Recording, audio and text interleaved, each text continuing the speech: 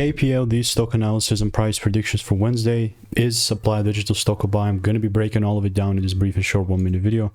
As the only person in the space that has done 43,000 videos over 5 years, I have seen what's printing and what's not. I'm not here just bragging about it. It's actually all on my YouTube channel. So the last 4 predictions have been 2 break-evens, 2 wins. You can see, like, I'm not even just trying to play, you just say that I've called it out since it was 5.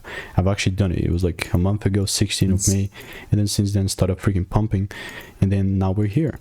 The only thing that will make me just double down on this bullish market and buy more, if you will, is if I see the shift here in a double break, right? So if that does not quite happen, then I'm not buying. Okay, straight up. In the meantime, all I will be doing is just waiting for rules. And I do have a lot of freaking receipts in the Discord with 56 results, so really there's nothing else that I'll be adding randomly.